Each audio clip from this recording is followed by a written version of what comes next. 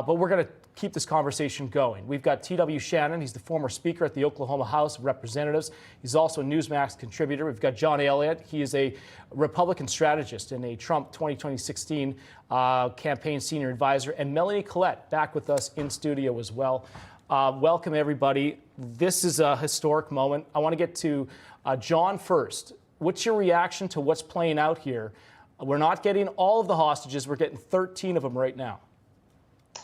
Right, Sean. Well, this is a historic step right now because we are getting some of the hostages back. But to what you were talking about earlier, the fact that you had the initial ask by Hamas was to have all 6,000, these are really bad actors, released from the Israelis.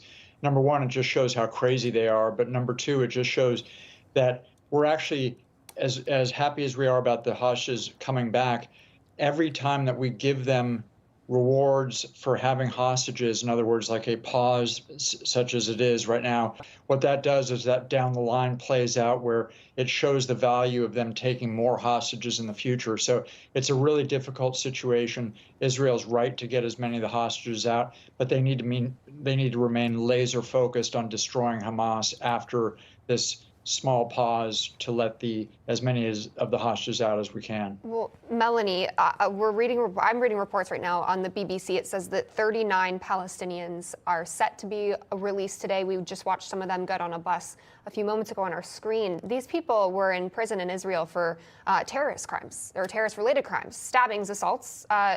Is this fair at all? I don't think so. And at least two of them, from what I understand, were for attempted murder of their of their Jewish neighbors. Like, it's very scary that they're letting these people back out into society, as you pointed out earlier.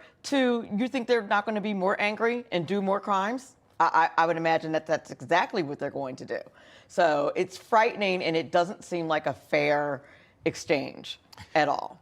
TW, this is going to be analyzed once we get more information, once this process plays out of the exchange. But what are your thoughts on where this war goes from here? Well, I would say this, first of all, John. Thank God that the Israeli leadership did not listen to Joe Biden and adhere to his calls for ceasefire early on. I mean, that would have been an absolute disaster. The reason we got to the point where the terrorists are willing to engage now in the release of hostages is because Israel continued on their shock and awe strategy, which they need to continue. We've got to rid the world of Hamas. This is a golden opportunity to do so. And we've got to call for every American citizen and every hostage to be released. This is also a failure on the part of Joe Biden, because in this first wave of hostage release, there are no Americans being released. Even the young girl who is 4 years old, who's celebrating her birthday today, apparently she's not a part of that release either at this point. So it's a failure on Joe Biden's part all the way around.